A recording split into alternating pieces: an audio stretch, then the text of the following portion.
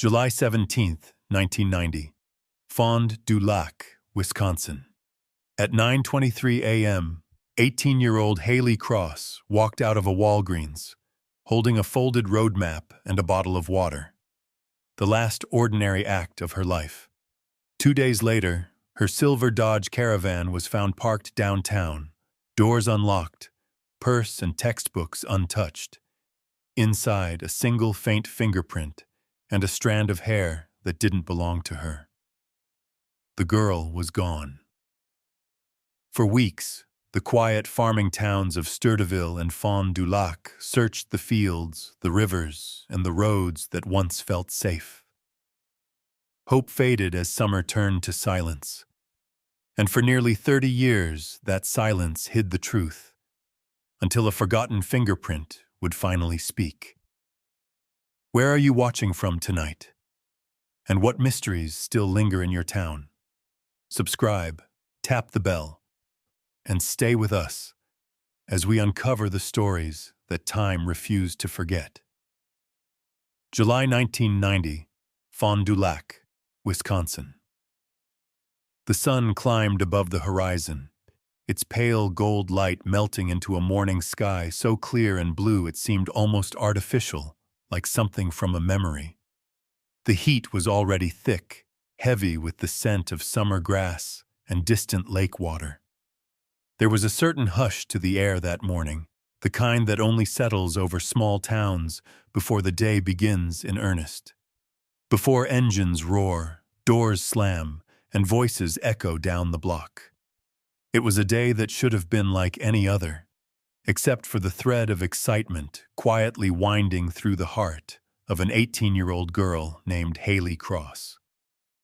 Haley was at a turning point, balanced on the thin line between childhood and all the possibility that adulthood might hold. She had just graduated from Sturdiville High School with honors, the first in her family to do so, and she had a new dream. She wanted to become a computer programmer. In 1990, in rural Wisconsin, that ambition set her apart. A bright, gentle girl, with a streak of determination few people recognized until they saw her eyes flash when she talked about her future. On this morning, she rose early, careful not to wake her mother, Elaine, still asleep in the room next door. Her father, Martin, had left before dawn for the auto shop, the smell of engine grease still clinging to the hallway.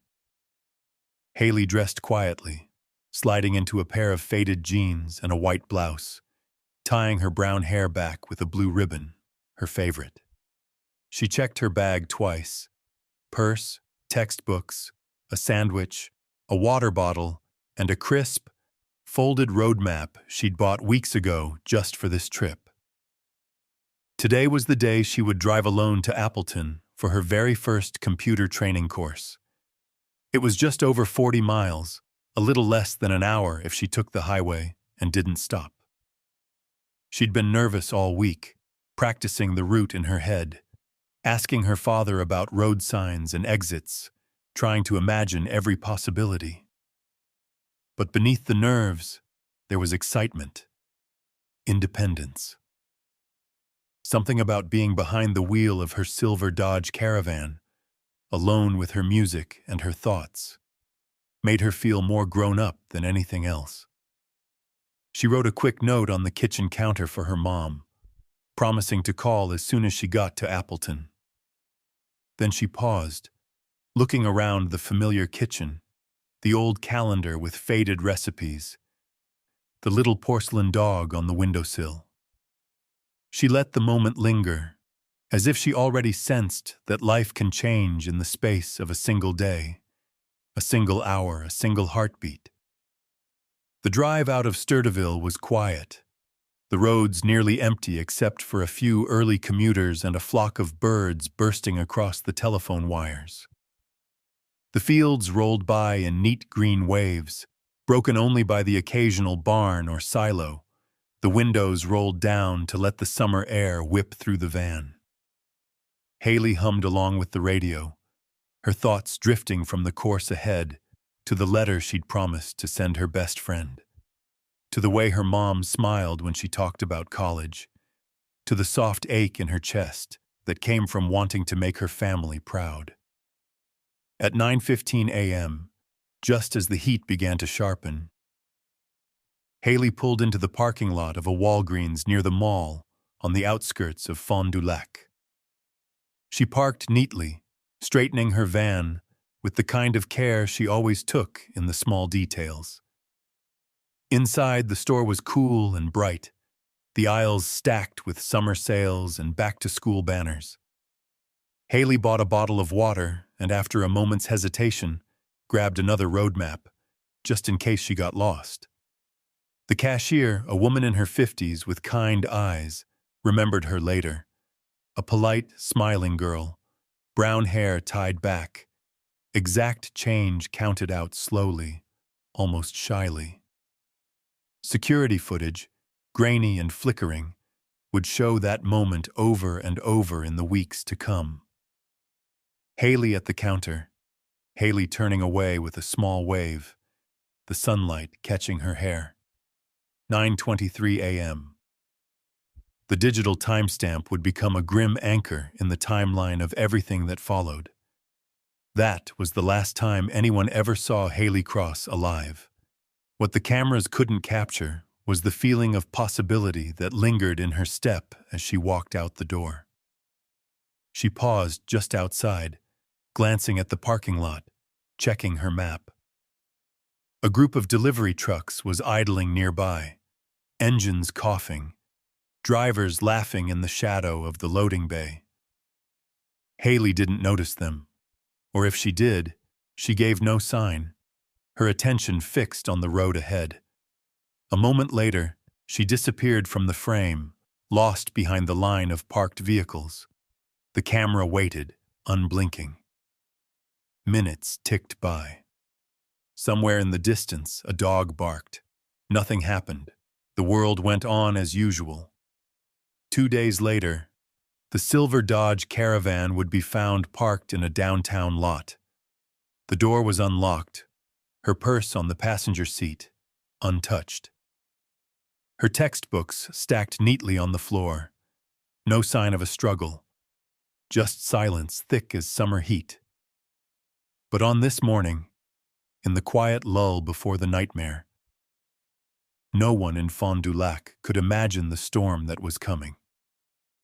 No one could know that a simple drive to a computer class would become the coldest mystery the town had ever known. And in that fleeting, ordinary moment, Haley Cross was still just a girl on her way to a new future, a future she would never reach. In the heart of Wisconsin, tucked between quiet roads and long fields of corn, sat the little town of Sturdiville. Time moved slowly here, measured not by city clocks or traffic, but by the changing of the seasons and the rhythm of small-town life. Neighbors waved from their front porches, familiar cars rattled down Main Street, and the ringing of the church bell each Sunday was as reliable as the sunrise. This was the town where Haley Cross grew up. The Cross family lived at the very end of a tree-lined street, their white wooden house a gentle landmark for anyone driving through Sturdiville. The paint on the picket fence was chipped but bright. The garden full of snapdragons and marigolds Elaine planted every spring. In the backyard, a rusty swing hung from the old porch, its seat worn smooth by hours of gentle use. Inside that house, the air was always filled with the hum of daily life. Her father, Martin, fixing an old radio at the kitchen table. Her mother, Elaine, shuffling church bulletins in the den. The slow creak of floorboards under careful footsteps. Money was never plentiful, but there was always enough for Haley to buy her notebooks and a new pen when she wanted. Martin, with grease-stained hands and tired eyes, worked hard at the local auto shop. Elaine, quiet and organized, kept the church running smoothly and made sure every neighbor had a casserole when sickness or grief struck. Haley was the only child, a gentle soul shaped by the rhythms of this place.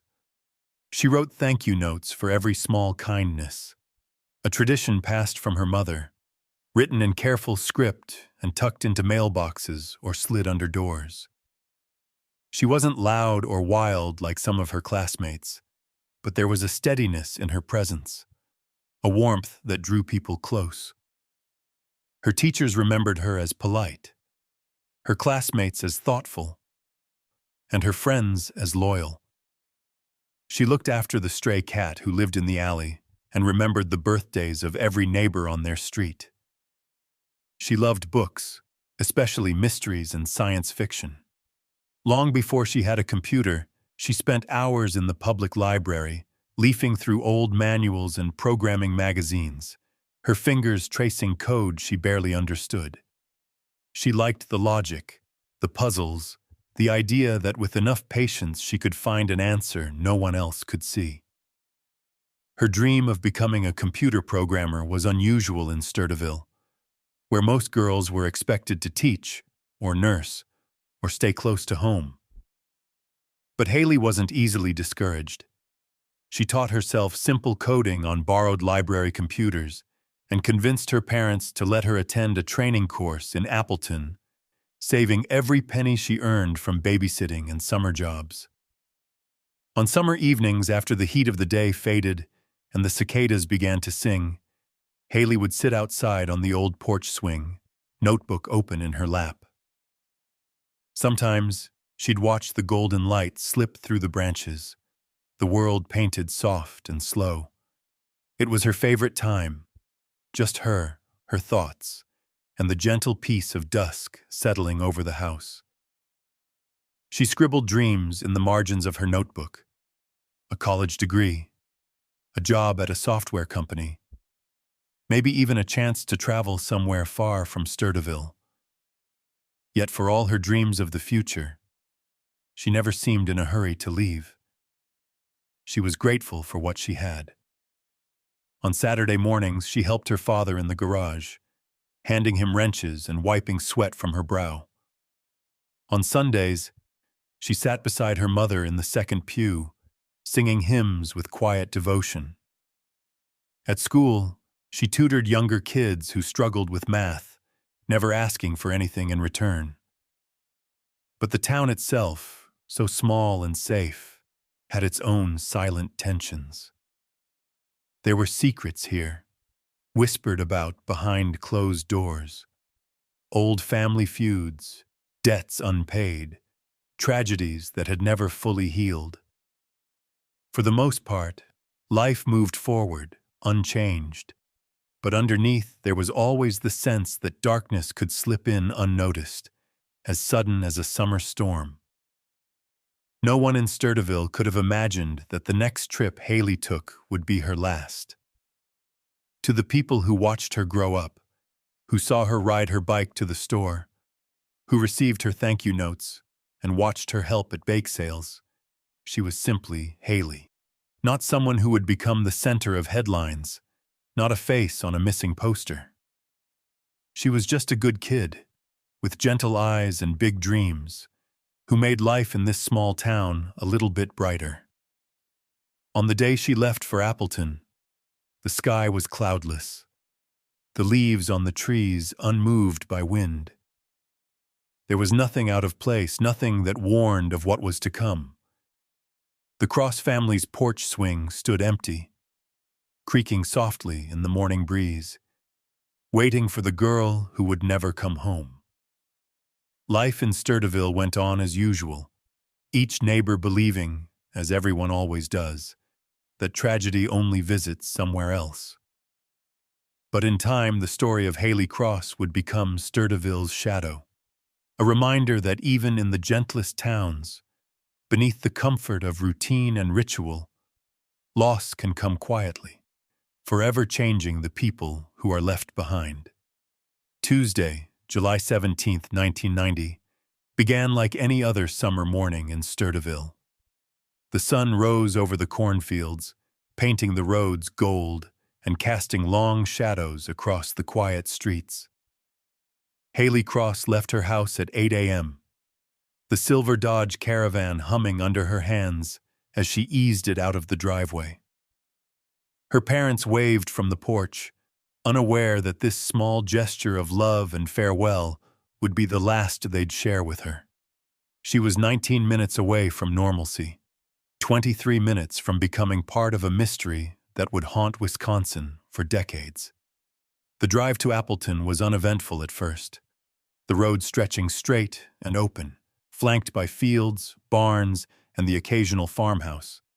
Haley's mind wandered as she drove, thinking of the lessons she would learn that day, of the software programs she would soon navigate with ease, of the independence she had longed for. She hummed along to the radio, the air conditioner working overtime in the midsummer heat, and checked the map once more to confirm her route. At 10:15 a.m., she stopped at a Walgreens in Fond du Lac. The store was a small, clean building on the edge of a shopping complex, and it was buzzing with the mid-morning flow of customers. Haley walked in with her usual grace, carefully placing her purse on her shoulder and glancing at the shelves for a bottle of water. She asked for directions to Appleton, her soft voice almost blending with the background chatter. Her movements were precise and deliberate, as though every step had been rehearsed. She thanked the clerk, picked up a road map she had debated buying, and turned toward the door. The security camera captured her one last time at 9:23 a.m., smiling faintly, a sense of anticipation in her posture. Then she walked out into the bright sunlight, pushing the door open and stepping into the parking lot. For a brief moment, she paused, glancing around, her eyes following the lines of parked cars, the concrete blocks, the delivery trucks lined up along the side. It was a small, ordinary pause, one that could have meant anything. Checking the traffic, adjusting her bag, thinking about the next turn she would take. But in that fleeting instant, she vanished behind a row of trucks, leaving the lens of the camera staring blankly into the morning air. No one watching could have imagined that this would mark the last confirmed sighting of Haley Cross alive. 2 days later, the van was found abandoned in a downtown parking lot. It was parked neatly, as if Haley herself had arranged it, the engine cold, the doors unlocked. Inside lay her purse, textbooks, and wallet, all untouched. Even the sandwich she had packed was still wrapped neatly in the bag. But Haley herself was gone. The scene gave no immediate clues. There were no signs of a struggle, no blood, nothing thrown or broken. The only evidence left behind was subtle, almost invisible. A single faint fingerprint on the back door, a strand of hair on the driver's seat. These traces, easily overlooked in the chaos of everyday life, would later become the threads detectives clung to as they tried to untangle the mystery. The van's location was peculiar. It wasn't on her intended route to Appleton, nor was it near any place Haley was known to frequent. The questions it raised were unsettling. Had she been intercepted on the road? Had she met someone she trusted, or thought she trusted? Her keys were gone, leaving behind an ominous emptiness in the ignition, as if someone had taken them to erase the trail she had left behind. Every item in the van was accounted for, yet Haley herself had evaporated from existence. The police began retracing her route immediately. Sturdiville to Fond du Lac, Fond du Lac to Appleton. Each mile scrutinized, every potential witness questioned. Hours of security footage were reviewed, and dozens of people were interviewed. One clerk remembered her polite question about directions. Another driver recalled a young woman who passed them, calm and focused, in her silver van. But the trail grew cold almost instantly. The simplicity of her disappearance, the lack of evidence of violence, confounded investigators. It was as if the town itself had swallowed her whole. Yet there were hints, faint and disturbing, that someone had been watching. Several witnesses mentioned a man, a mid-40s figure, tall, thin, gray hair streaked with age, wearing a camouflage jacket, seen lingering near the Walgreens and in the surrounding parking lots. He had not spoken to Haley, not overtly approached her, but his presence was noted, the way he seemed to track her movements with careful patience. Still, no one knew his name, no one could describe his intentions. He was a shadow moving through an ordinary morning, easy to forget until the van was found abandoned, and then impossible to ignore.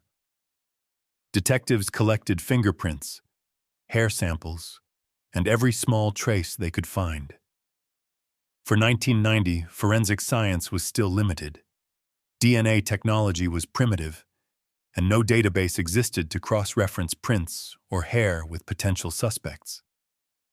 The evidence they had, the single fingerprint, the lone strand of hair, offered a glimmer of hope, a possibility of a lead, yet it felt like a cruel joke. The van was quiet, sterile, and static, and Haley herself had vanished into the air, leaving only questions behind. By the end of the week, the story of Haley Cross's disappearance had spread through Sturdiville and beyond.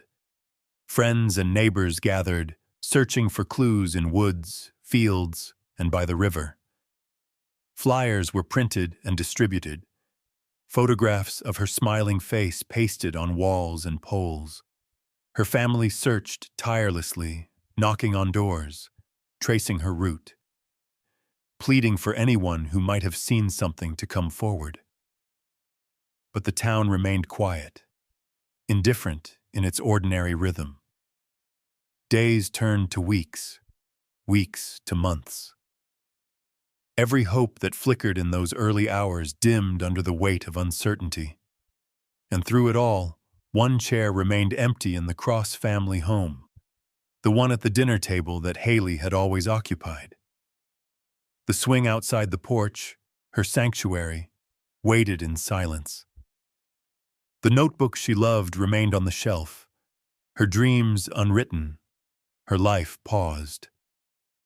Haley Cross had disappeared, and with her, a part of the town's innocence, a family's joy, and a young girl's bright future. The moment Haley Cross didn't come home, a strange weight settled over Sturdiville and the neighboring town of Fond du Lac. At first, there was disbelief. Surely she had run an errand, taken a wrong turn, perhaps stopped to visit a friend. But as hours stretched into a full day and then into the second, the disbelief began to fracture, leaving behind a fragile, trembling fear. The quiet of the summer streets, once comforting, became suffocating. Every knock on a door, every passing car, every distant siren seemed to hint at something terrible hidden just out of sight. Elaine Cross could not sit still. From the moment she realized her daughter had not returned, she moved through the house in a blur of motion, scanning corners and closets as if Haley had somehow shrunk into a shadow and could be found by sheer will alone. Martin wandered the streets, calling Haley's name into the heat, feeling the words echo back at him, hollow and unanswered. By nightfall, the Cross home had transformed into a makeshift command center. Phones rang constantly, neighbors offered help, but none of it provided the one thing that mattered: Haley herself. News of the disappearance spread quickly, faster than the small town could process. Flyers appeared on every telephone pole, store window, and community bulletin board. Each featured Haley's bright face, her brown hair tied back, her smile caught mid-laugh, as if the photograph itself might call her back. Volunteers fanned out into the surrounding countryside, combing fields, wooded areas, and the riverbanks that had once been the backdrop to carefree summer afternoons. They called out her name, hoping for a response. Yet only the wind answered, carrying with it the dry scent of late summer and the faint rustle of distant leaves. Inside the Cross home, silence became its own kind of noise. Elaine placed a plate for Haley at the dinner table each night, pushed in the chair, and set the utensils with precision. Each evening, she stared at the empty seat, imagining her daughter walking through the door at any moment. And each night, the hope dimmed just a little more. Sleep became impossible. Dreams were haunted by visions of Haley in distant places, calling silently, unable to reach home. Martin tried to maintain some semblance of routine, fixing cars, adjusting machinery, but every turn of a wrench reminded him of the girl who had vanished, and every quiet corner of the garage echoed with her absence. Days turned into weeks. Each sunrise brought new efforts and fresh despair. Elaine went on local television, her face pale, her voice trembling, imploring anyone with information to come forward. Her words were simple, desperate, but they echoed across Wisconsin, reaching ears that might have remained indifferent if not for the raw humanity in her plea. Yet even as the media attention spread, the answers did not. The world outside the Cross household seemed almost indifferent to their anguish. Life moved forward in the towns around them. Shops opened and closed. Schools rang bells. Cars drove past. The ordinary routines continuing as if nothing had changed. But inside the Crosses existed in a suspended, grief-stricken reality where every shadow could be Haley, every rustle of leaves a whisper of her presence. The town itself was transformed by her disappearance. The small, familiar roads became laden with caution. Parents watched their children more closely. Neighbors spoke in hushed tones about the "what if" that had once seemed impossible. Haley's absence carved a hole in the community, an emptiness that had no boundaries and no immediate explanation. The question of how a young girl, careful and cautious, could vanish without a trace gnawed at everyone's mind. It was a question without an answer, and the uncertainty itself was relentless, eroding the sense of safety the town had always relied upon. At the same time, subtle signs emerged that fueled the growing panic. Witnesses recalled seeing Haley's van, the silver vehicle gleaming under the sun, parked alone in unfamiliar lots, with no one around to explain why. People mentioned fleeting glimpses of a figure near the vehicle, someone tall, thin, moving cautiously, always watching. These details were sketchy, often contradictory, but they added to the unease too, the idea that Haley's disappearance was not random, but deliberate. The ordinary rhythm of summer had been broken, and the town felt exposed, vulnerable, as though its collective innocence had been violated. Yet for all the fear and frantic searching, the silence persisted. There were no leads, no demands, no signs of negotiation or warning. The lack of evidence was perhaps the cruelest part. Each day without her returned nothing but emptiness and questions. The human mind craves closure, and in its absence, anxiety and despair grow unchecked. Elaine and Martin experienced this in waves, momentary sparks of hope when a phone call might be someone claiming a sighting, quickly replaced by crushing disappointment when the calls led nowhere. Every noise became a potential signal, every shadow a possible clue, until the world seemed layered with uncertainty, and the normal sounds of life became unbearable reminders of what was lost. Even the natural world seemed to mirror the family's grief. The once quiet porch swing where Haley loved to sit stood still, untouched. Sunlight fell in gentle slants through the trees, catching dust motes that hovered in the air like fleeting memories. The backyard, normally alive with the rustle of leaves and the occasional songbird, felt unnaturally heavy, as though time itself had paused, holding its breath along with the crosses. Elaine left fresh flowers each morning, yellow daisies, Haley's favorite, on the swing, small tributes to a daughter who might never return. Weeks passed. The tireless volunteer searches yielded nothing. Phone calls, letters, and tips from across the state went unanswered. The world watched in uneasy silence as hope slipped further from grasp. The initial panic began to fade into a heavier, more permanent kind of fear. The quiet dread of a disappearance that might never be explained. In its place, grief took root, deep and stubborn, shaping the lives of those who had loved Haley most. The absence of answers became a presence in itself, a constant companion, haunting every corner of the home and every path she might have traveled. Haley Cross, once a vibrant and hopeful girl, had vanished from the world she knew, leaving behind only a silver van, a single strand of hair, and the echo of laughter that would never again grace the Cross household. In her place remained silence, panic, and the unending, unanswered question of what had truly happened on that hot July morning in Wisconsin. As the days stretched into weeks, the disappearance of Haley Cross evolved from a shocking event into a full-scale investigation that consumed Fond du Lac and beyond.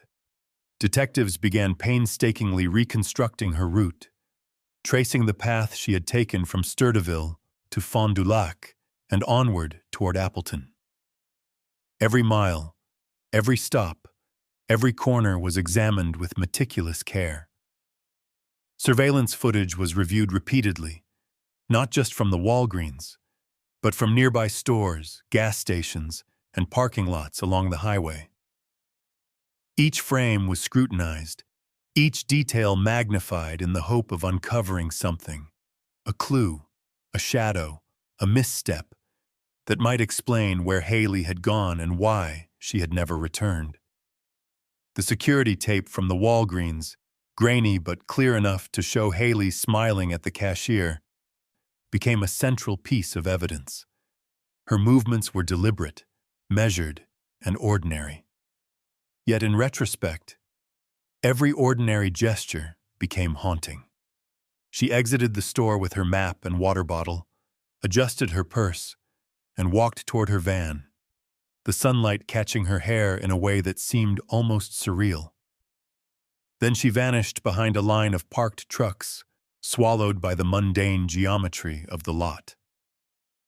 Detectives replayed the scene dozens of times, trying to discern any sign of who or what might have been waiting, watching, or lying in wait. But the evidence was frustratingly limited. There was no struggle, no out-of-place item, nothing to indicate a forced encounter. Witness statements added pieces to the puzzle, fragments that painted a picture both vague and ominous. Several individuals mentioned seeing a man, middle-aged, about 6 feet tall, with thin gray hair, wearing a camouflage jacket, loitering near Haley's van and around the Walgreens that morning. He had not interacted with her directly, at least not in a way anyone could recall, but his presence was consistent enough to draw attention. The man appeared calculated in his movements, lingering just long enough to be noticed, but not so long as to draw suspicion. In a small town where everyone knew each other, an unfamiliar figure standing still in the morning sun was enough to unsettle witnesses. Yet no one knew his name. No one could place him in context. And as days turned into weeks, he became a ghost in the investigation, an elusive specter whose absence of identity was as troubling as Haley's disappearance itself. Forensic teams combed every inch of Haley's silver Dodge Caravan. Fingerprints were collected from the steering wheel, door handles, and interior surfaces, A single fingerprint on the back door seemed out of place, faint but distinct, while a lone strand of hair on the driver's seat hinted at the proximity of another person. In 1990, however, the tools available for forensic analysis were primitive. DNA testing was in its infancy, and the systems for cataloging and cross-referencing evidence were limited at best. The van, while meticulously examined, yielded frustratingly little. It was a snapshot of absence, a perfectly ordinary vehicle that had become the stage for an extraordinary mystery. Detectives followed every lead, no matter how small. They interviewed friends, classmates, teachers, and neighbors. They tracked Haley's known habits, her routines, and her dreams, trying to identify anyone who might have known of her plans or harbored ill intent. Every acquaintance was questioned, every past interaction scrutinized, every conversation recalled. Yet, the investigation seemed to circle back on itself, tangled in the same web of ordinary life that had swallowed Haley so completely. Investigators also sought patterns in the environment. They examined abandoned buildings, wooded areas, and riverbanks along her route, scanning for signs of a struggle or temporary refuge. Dogs were brought in to track scent, but even their keen noses met frustration. Haley's trail was faint, broken almost immediately after she left the Walgreens. The world had moved around her while she had disappeared, leaving only the van as a silent witness to what had occurred. Days became months, and the case began to chill with the weight of uncertainty. By the end of 1991, it was officially designated Cold Case 4311B, a record buried in the archives of Fond du Lac law enforcement. For the Cross family, the label brought little comfort. Each dinner at the white wooden table, each passing season, each swing left untouched on the porch, served as a reminder that no matter what the investigators accomplished, Haley was still missing. The investigation was thorough, but it was incomplete. The girl herself remained an absence too great to measure, a silence too profound to break. Yet even in the absence, there were signs of life in the search. Volunteers continued to comb the countryside, distributing flyers, questioning passers-by, and retracing Haley's imagined steps. Some nights, Elaine and Martin would stand together under the stars in their yard, wondering if Haley had glimpsed the same constellations before she vanished. They imagined her on the road, navigating highways, perhaps confused, perhaps afraid, and every possibility tormented them. Each theory, each lead, each hope eventually fell away like sand through fingers, leaving only the gnawing ache of what could not be explained. The investigators, bound by duty and method, treated the evidence with care, yet were constantly reminded of their limitations. The van remained a mute testament to a mystery no one could solve with certainty. The unknown man in the camouflage jacket became an untraceable shadow, and Haley's absence was a presence in itself, palpable and suffocating. The town, once secure in its routines, now existed under a subtle layer of suspicion and unease. Every unknown face a potential threat, every fleeting moment a reminder that something, or someone, had disrupted the ordinary. Through it all, the vanishing trail remained a puzzle with too few pieces. Forensic science could not yet speak in the language necessary to translate the clues into answers. Witnesses remembered fragments, not narratives. The world outside moved forward, indifferent to the quiet desperation unfolding in Sturdiville and Fond du Lac. And yet, the investigators did not give up. They catalogued, questioned, and traced, knowing that the truth, however buried, was somewhere beneath the ordinary surfaces of that summer morning. Every fingerprint, every hair, Every silent mile of road held the potential to tell the story that had gone untold, to illuminate the path of a girl who had vanished from the world with no explanation. Time has a peculiar way of stretching around grief. In Fond du Lac and Sturdeville, the summer of 1990 faded into autumn, then winter, then decades. But the absence of Haley Cross remained, an unrelenting shadow that refused to soften. The streets grew busier, shops changed hands, and children who had watched Haley ride her bike grew into young adults themselves. Yet at the Cross household, time seemed suspended, moving according to a different rhythm, a rhythm defined by empty chairs, a silent swing, and the slow erosion of hope. Elaine Cross clung to routine in ways that were both tender and tragic. Every morning, she placed a small bouquet of yellow daisies on the old porch swing, the seat still warm from sunlight, the paint weathered by years of rain and neglect. She did this with meticulous care, a ritual honoring the memory of a daughter who had vanished and whose presence could only be imagined. Neighbors whispered about it, calling it the swing of silence, a poetic yet haunting acknowledgement of the life that once breathed there. It was a town ritual in miniature, a reminder of a loss that could not be reconciled, and of a family that refused to let go despite everything.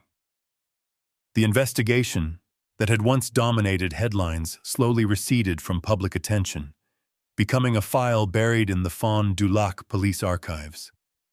The official cold case 4311B sat among countless other unsolved matters, its folders thick with faded photographs, typed reports, and scrawled notes from officers long retired. Evidence that once seemed promising.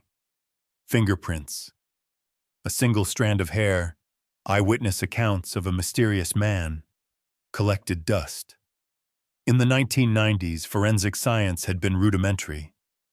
DNA testing was in its infancy, and databases that could have matched prints or hair samples simply did not exist.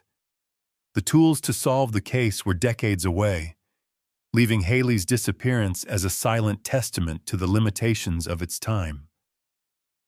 Meanwhile, the Crosses lived in a world that never fully healed. Martin continued to work at the auto shop, his hands steady on engines, his mind forever restless with questions about where Haley had gone and why. Every car, every passing stranger, every routine task was underscored by a quiet, persistent anxiety. Elaine's grief was quieter, but no less profound. She organized her days meticulously, ensuring meals were prepared, bills paid, and the house maintained with a near-obsessive attention to detail. Yet beneath this calm exterior simmered a tension that could not be soothed. The absence of her daughter was a wound that refused to close, each day a reminder of what had been lost. Years passed, and the world changed. Computers became commonplace, highways expanded, and forensic science evolved beyond imagination. But the Cross home remained anchored in the moment when Haley left for Appleton and never returned. The swing continued to creak in the wind. Yellow daisies wilted and were replaced, yet the essence of absence persisted. Friends and neighbors came and went. Some moved away, some married, some died.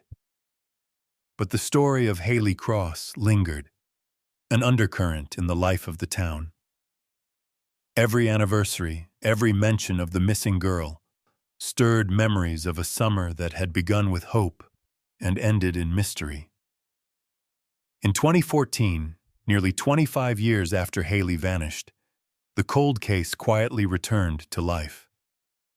Samantha Rhodes, a young investigator recently transferred to the forensics unit, stumbled upon the file in a stack of forgotten cases. She had been trained in a world that Haley's disappearance could hardly have imagined. DNA analysis was precise, databases were comprehensive, and forensic techniques could extract meaning from the smallest trace. As Samantha paged through the faded photographs and brittle reports, one image in particular caught her attention. A photo of Haley at the Walgreens, smiling, holding her water bottle and folded map. The innocence captured in that frame seemed to reach across the decades, compelling Samantha to dedicate herself to uncovering the truth. Her colleagues initially viewed the reopening of the file with polite skepticism. Cases dormant for decades rarely yielded results. But Samantha's persistence changed the atmosphere in the office. She treated every detail with the reverence it deserved, scanning security images with modern enhancement tools, cross-referencing old leads with new technology, and re-examining the forensic evidence collected from the Dodge Caravan. The fingerprints, once inconclusive, could now be compared against expansive databases. Hair samples, previously only classified by color and texture, could now undergo DNA analysis. The world that had failed Haley in 1990 now held the promise of answers. For the Cross family, the reopening of the investigation was a fragile beacon. Elaine and Martin had long settled into lives defined by quiet mourning, their routines a mixture of remembrance and silent endurance. The news of a young investigator reviewing Haley's case stirred emotions that had lain dormant: hope, fear, and a renewed confrontation with the pain they had carried for decades.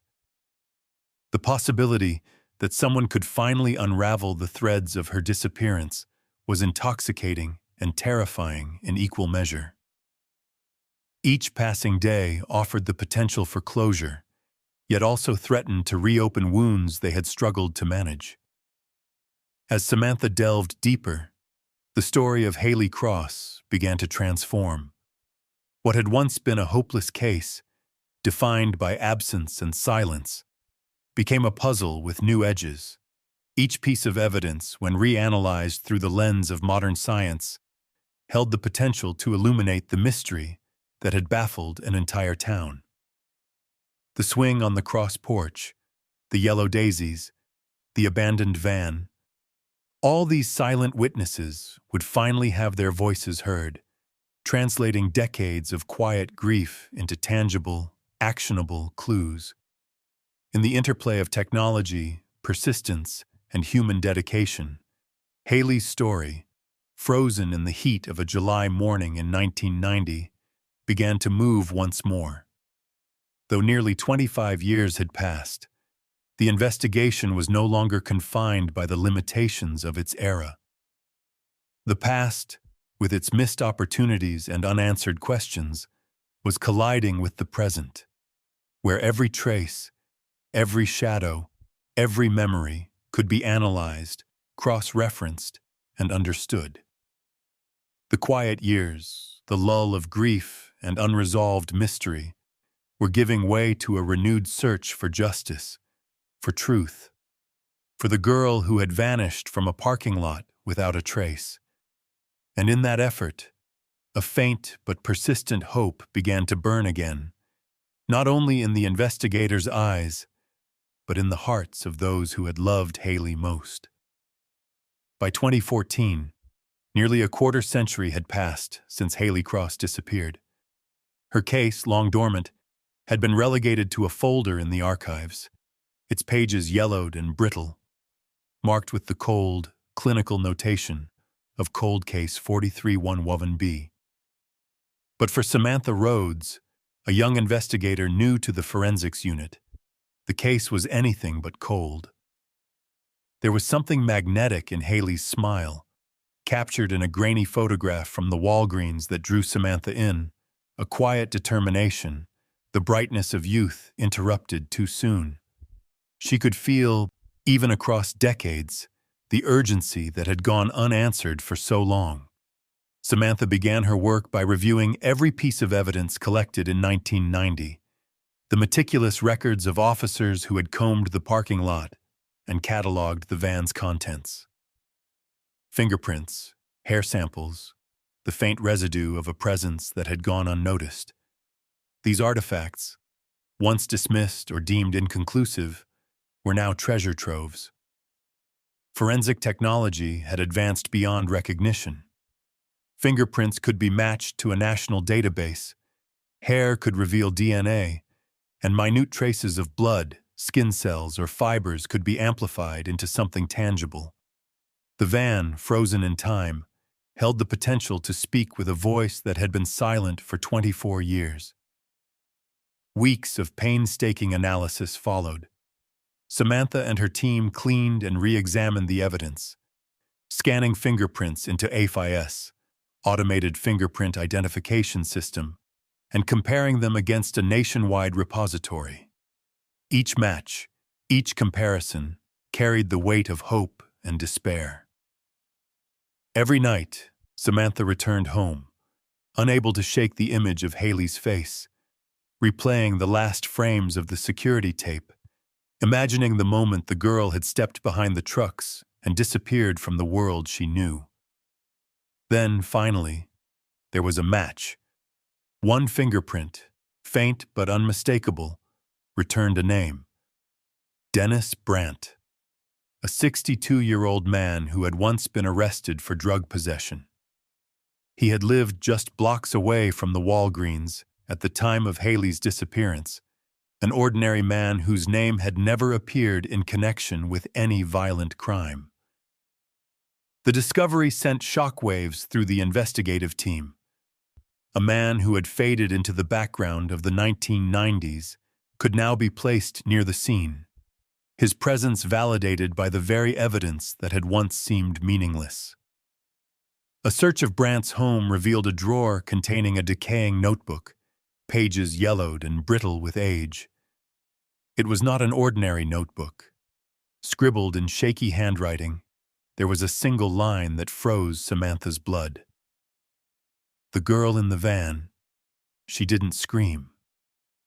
The sentence was stark, almost casual in tone, but the implication was chilling. It suggested an encounter, a deliberate action, and a detachment that was horrifying in its simplicity. Here was a man who had observed, perhaps even interacted, with Haley, and had recorded it in the quiet secrecy of his own life. With this evidence, the case erupted from dormancy into urgency. Detectives revisited the timeline, aligning the known facts with the new information. Brandt had lived in proximity to the last known location of Haley, his fingerprints now irrefutably connected to the van she had entered. The narrative that had eluded investigators for decades began to coalesce into something tangible. A man, waiting, watching, whose presence had gone unnoticed in the blur of ordinary life. The legal system moved cautiously, aware of the years that had passed and the fragility of memories from witnesses long removed from the events. In 2016, Brandt was charged with first-degree intentional homicide, the culmination of a meticulous review of evidence that had outlasted generations of investigators. Yet even with a suspect identified and the trail of forensic proof assembled, the trial was far from straightforward. Decades of elapsed time complicated testimonies, and the defense raised questions about the integrity of evidence stored for so long. Weeks in court passed, with careful deliberation, until the jury deadlocked, unable to reach a unanimous decision. The hung jury reflected the tension inherent in trying to assign culpability in a case frozen by time, where the smallest uncertainty could sway perception. 2 years later, Brandt entered an Alford plea, a legal maneuver acknowledging that the evidence against him was strong enough to secure a conviction, while he continued to assert his innocence.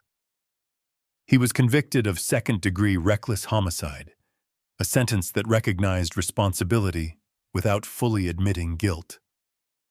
The Cross family, who had endured years of uncertainty and silence, received the legal acknowledgement of a crime. Yet the emotional closure they sought remained just beyond reach. Haley's disappearance, long a shadow in their lives, had finally found a concrete resolution in the court's eyes, though it offered only partial relief. But the most disturbing element of the case remained unresolved. During his final moments in the courtroom, Brandt whispered to a reporter that she didn't deserve to die, but I wasn't the only one there. Those words, spoken decades after the event, ignited questions that had been dormant for years.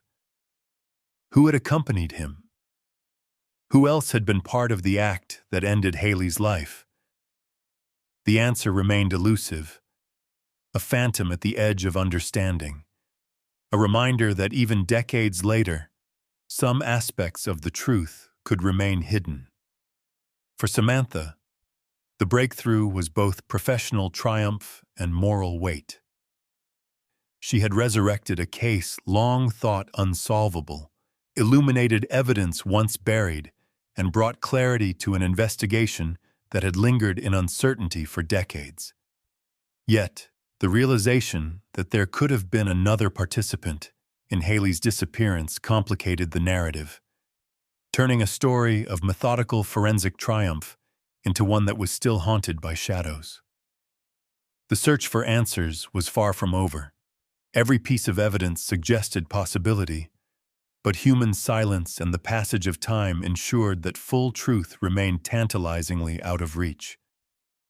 Even in the quiet of the aftermath, the Cross family remained tethered to uncertainty. The vanishing of Haley Cross, once an unresolved nightmare, had been partially illuminated by the application of modern science and relentless human persistence. Yet the specter of unanswered questions lingered. The town that had once paused in disbelief now reflected, decades later, on the fragility of life, the limits of understanding, and the enduring power of memory. Through the breakthrough, the investigation had reached a point of clarity, but the twist, the whisper of another, ensured that Haley's story remained, in part, an enduring mystery. The courtroom was heavy with anticipation the day Dennis Brandt faced sentencing. The air inside the chamber seemed thicker, charged with the accumulated weight of decades of unanswered questions, of absence, of grief that had no outlet. Elaine Cross sat in the front row, clutching a folded envelope containing the last letter her daughter had ever written. The paper was yellowed, the edges frayed, but the handwriting was unmistakable. Haley's gentle, careful script ending mid-sentence, abruptly stopping at the words, "Mom, I'll be home Sunday." That letter had survived years of uncertainty, a fragile tether connecting Elaine to a daughter who had vanished into silence. The courtroom was filled with reporters, curious neighbors, and law enforcement officers who had followed the case for years. Each person present carried a fragment of the story.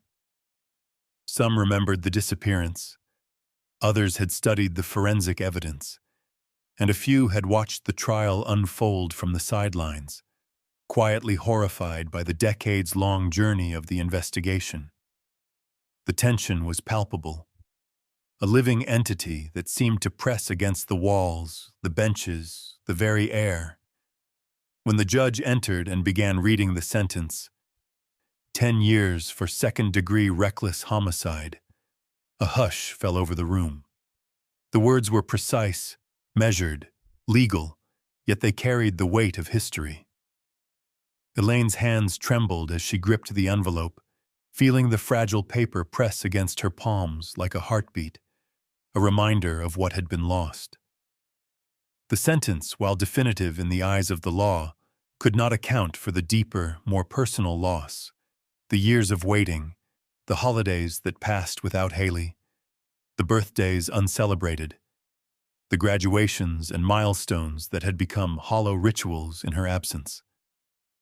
As officers moved to escort Brandt from the courtroom, he kept his head lowered, expression unreadable. There was no overt display of remorse, no acknowledgement of the devastation left in his wake.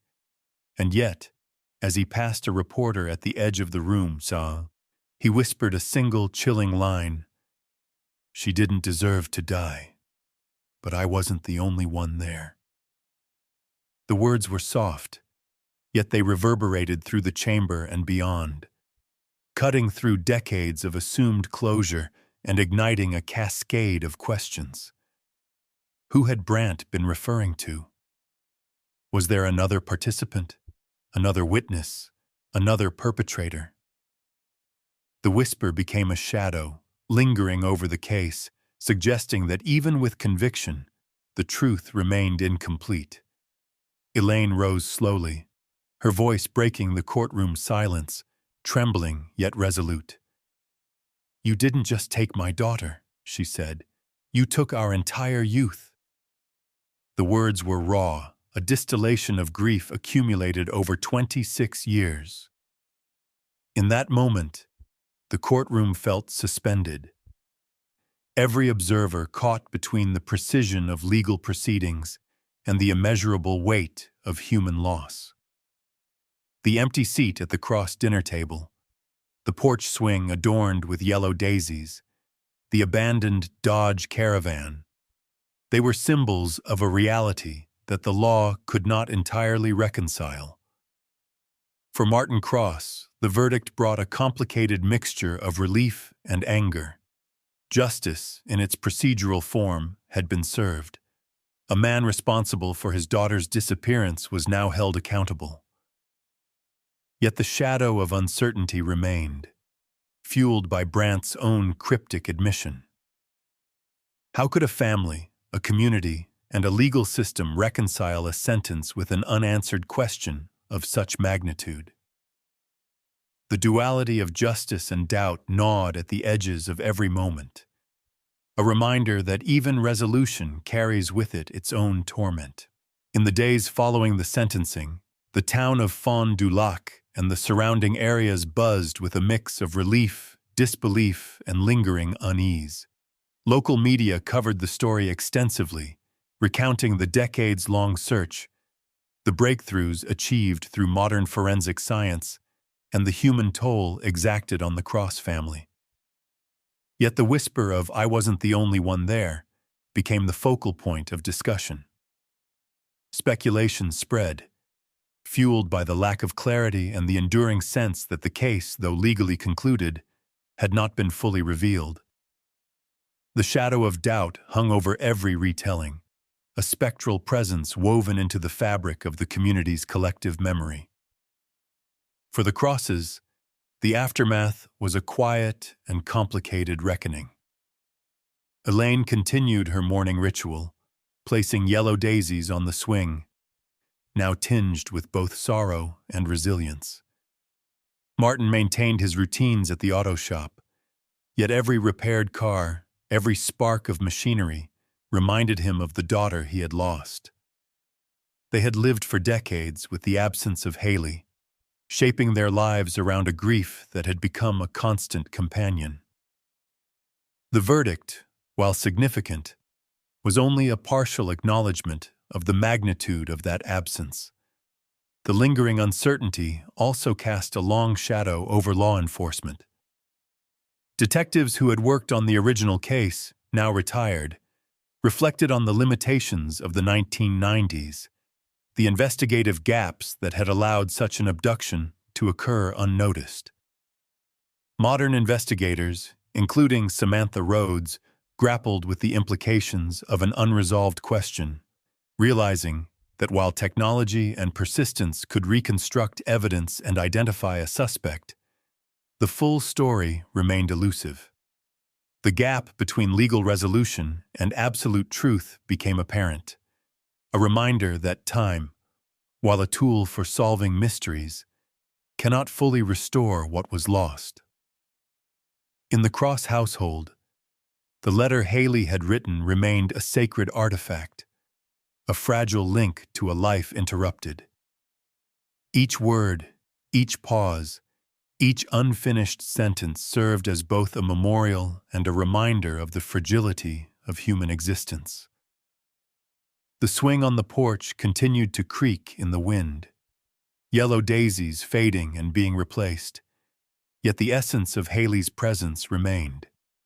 Her absence had become a tangible part of the home, a constant reminder of the gap between justice as a system and justice as human understanding. The verdict marked the conclusion of a long legal chapter, yet the shadow it cast would endure. The questions left unanswered, the identity of the other person, the full circumstances of Haley's disappearance, were a haunting legacy, an acknowledgement that even the most meticulous investigation and the most deliberate trial cannot always capture the entirety of a human tragedy. The story of Haley Cross, while partially illuminated, remained a cautionary tale of absence, resilience, and the unresolved threads that weave through the fabric of small-town life. The story of Haley Cross, though told here as a reconstructed narrative, mirrored a chilling reality that had gripped Wisconsin in the summer of 1990. In Fond du Lac, a young woman named Barrett Lynn Beck disappeared under eerily similar circumstances, driving to a training course in Appleton and never returning. The parallels between the fictionalized version and the real case were striking, a reflection of the small-town vulnerabilities and the gaps in law enforcement capabilities at the time. Barrett's disappearance began as innocently as Haley's. She was 18, full of potential, the kind of girl whose presence illuminated ordinary spaces with laughter, thoughtfulness, and careful attention to those around her. Fond du Lac, in that era, was a town that thrived on familiarity. People knew their neighbors, children walked to school without fear, and the pace of life, though modest, was steady and predictable. The arrival of a stranger, the sudden absence of a familiar face, disrupted that balance, leaving a void felt not only by family, but by the community itself. When Barrett failed to return from her trip, her family's panic mirrored that of the Crosses in our narrative. Friends, neighbors, and volunteers joined the search, canvassing streets, woods, and riversides, hoping to find a clue, a sign, anything that could explain her sudden disappearance.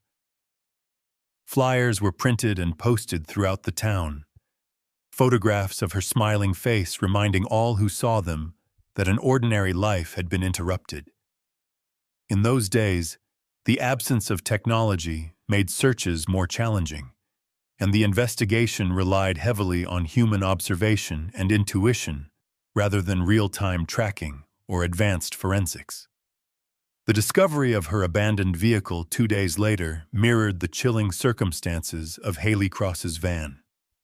Parked neatly, unlocked, with personal items still inside, it provided a small, haunting frame of reference for the investigators. There were no signs of struggle, no indications of forced entry, no immediate physical evidence to suggest what had occurred. The ordinary vehicle had become a vessel of mystery, a silent witness to an extraordinary act that left everyone searching for answers in the heat of a Wisconsin summer. Initial investigations were thorough, yet constrained by the limitations of the era.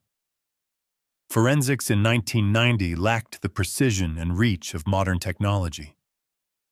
Fingerprints and hair samples could be collected, cataloged, and examined, but the tools to link them conclusively to a suspect or database simply did not exist. Witness statements were invaluable yet inherently unreliable, filtered through memory, perception, and the passage of time. In Barrett's case, several individuals reported seeing a man near her van, a figure described as middle-aged, tall, thin, and wearing clothing that might blend into the suburban landscape. Yet there was no name, no identification, no direct connection. The man remained an anonymous presence, an unsettling reminder that danger could exist in plain sight. As years passed, the case remained unresolved, the files gathering dust in law enforcement archives.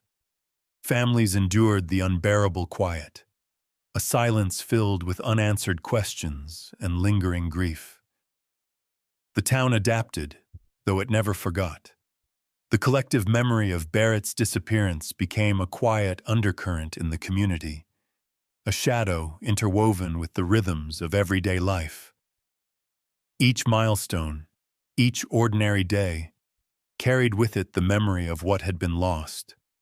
A life interrupted, a future stolen, a family forever altered.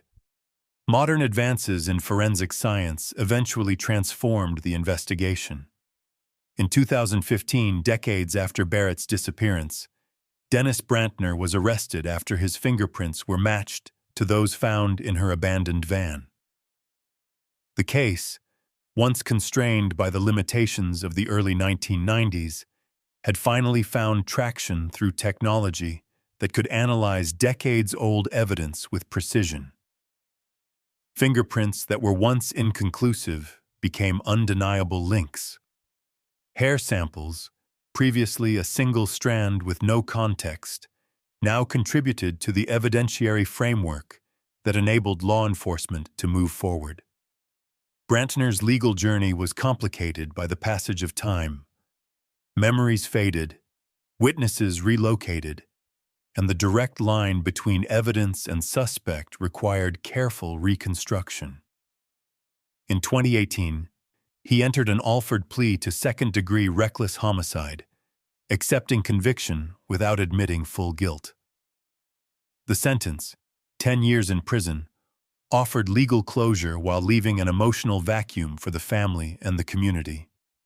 It was a compromise between procedural resolution and the lingering, unspoken questions about the totality of events that had led to Barrett's death. The real-life case highlighted the profound ways in which technology, persistence, and human resolve intersected to deliver justice, even after decades. It underscored the vulnerabilities of small-town life, the fragility of ordinary routines, and the consequences of unnoticed threats. Barrett Beck's disappearance was not only a personal tragedy, but a societal reflection. A cautionary tale about the hidden dangers that can disrupt ordinary existence and the long shadows cast by unresolved crimes. In Fond du Lac today, the memory of Barrett Lynn Beck endures. Yellow daisies, her favorite flowers, are placed at the bridge near where her life was tragically cut short. Monthly, strangers and friends alike leave them as a quiet testament to a life that should have continued but was interrupted by senseless violence. The community remembers not only the crime but the resilience of those left behind, the family that refused to surrender to despair, the investigators who never gave up, and the memory of a young woman whose absence became a symbol of the importance of vigilance, compassion, and the pursuit of truth. Barrett's story also serves as a reminder that while cases may grow cold and evidence may age, the pursuit of justice does not have to diminish. Advances in science, dedication in law enforcement, and the unwavering memory of family and friends can revive even the oldest mysteries. Her disappearance and the eventual resolution, through forensic innovation, illustrate the delicate balance between time, technology, and human perseverance. It emphasizes that no matter how long the silence lasts, truth can eventually emerge, sometimes decades later, restoring fragments of justice and memory to those who have lived with absence for far too long. 30 years had passed since that hot July morning in Fond du Lac, when Haley Cross, or in reality, Barrett Lynn Beck, vanished without a trace. 3 decades of unanswered questions, of grief that lingered like a shadow, and of a community shaped by the absence of a young life. Time had changed the landscape. The streets were wider, the stores renovated, and new faces filled classrooms and offices, but the memory of the missing girl remained a constant. Her story had become part of the town itself, etched into sidewalks, lingering in quiet conversations, and immortalized in the rituals of remembrance that the community had quietly maintained. For the Cross family, and for Barrett's real family, every year carried the weight of that absence. Yellow daisies, her mother's preferred flower, continued to appear at significant sites. The swing she once loved, the bridge near where her body was ultimately found, and the park where she had once sat quietly, dreaming of the future. These small gestures, repeated month after month, became a silent language of memory, a way for those who loved her to keep her presence alive in a world that had moved forward without her. They were symbols of persistence, resilience, and the enduring bond between the living and those who had been taken too soon. The legacy of the investigation itself had changed as well. Techniques that were unavailable in 1990 had eventually solved the mystery. Fingerprints and hair samples, once insignificant, were now keys to truth. A case that had seemed impossible to crack had been unraveled through patient persistence, innovation, and meticulous attention to detail. Young investigators like Samantha Rhodes demonstrated that time, while it erodes memory, cannot diminish the power of dedication and modern technology to uncover what has been hidden. In the decades since Haley's disappearance, law enforcement across the nation had learned a vital lesson. No case is too old, no evidence too trivial, no time too long for justice to be pursued with integrity. Yet the resolution came with complexities. Dennis Brandt's conviction, secured through an Alford plea, brought legal closure but left emotional ambiguities unresolved. The whisper of, "I wasn't the only one there," haunted the edges of understanding, a reminder that truth is sometimes multifaceted and never fully controllable. For families, the victory of legal accountability does not always equate to the peace of the heart. Grief and memory remain, layered with questions that may never be answered. But even in this complexity, there is an enduring message. Persistence matters, and silence is never neutral. Communities, too, felt the reverberations of these decades-long cases. Fond du Lac, Sturdiville, and nearby towns absorbed the lessons embedded in the story. The importance of vigilance, the value of collective care, and the profound responsibility of neighbors, friends, and authorities alike to notice when someone is missing. Posters on telephone poles, reminders in local newspapers, and the ongoing rituals of placing flowers became more than remembrance.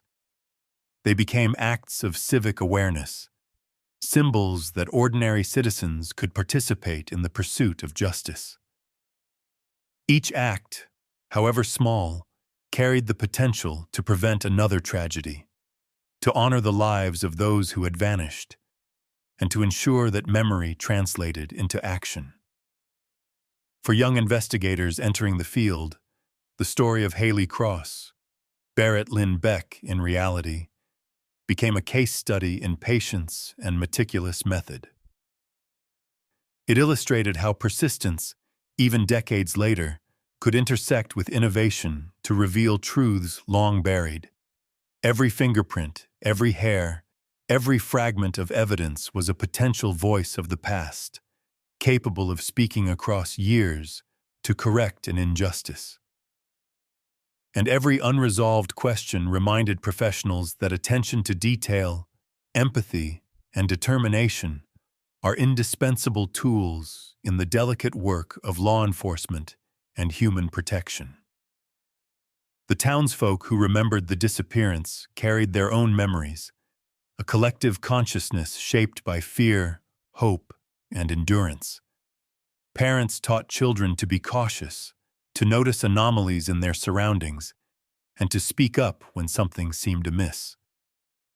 Teachers reinforced the importance of vigilance and compassion. The community, scarred yet resilient, had transformed the tragedy into a subtle but persistent culture of care, ensuring that the absence of one young life could cultivate awareness and protection for many others. In reflecting upon the decades, the ultimate lesson was clear. While time can dull memory, it cannot erase truth. The story of Haley Cross, dramatized and retold here, captures only a portion of the real-life pain and perseverance of Barrett Lynn Beck's family and community. It is a reminder that justice can be delayed, but it need not be abandoned, that silence can be broken, that vigilance matters, and that every missing person is not only a case file but a life, a constellation of potential, memory, and love that deserves recognition and action. Even 30 years later, her name resonates in the streets of Fond du Lac. Each yellow daisy placed at a memorial site is a tribute, a testament, a silent message. She is remembered. Her story reminds us that truth, even when buried for decades, has a way of returning. It urges us not to remain passive, not to accept absence as inevitability, and not to allow silence to define our response to tragedy. Every missing person, every unanswered plea, is a call to action, a challenge to listen, investigate, and advocate with unwavering attention. In the quiet of the evening, under the long shadows of the Wisconsin sun, the Cross family's swing still creaks in the wind, yellow daisies fading and replaced by fresh blooms each month. It is a symbol of remembrance, grief, and hope intertwined, a constant reminder of what was lost and the enduring power of memory too. And in that quiet tribute lies a profound truth. While lives may be interrupted, while justice may be delayed, the pursuit of truth and the honoring of memory remain eternal. It is a call to action for every person who hears such a story. Observe, care, report, and remember. Because in every community, every town, every family, silence carries consequences, and attention, compassion, and persistence carry the potential for justice.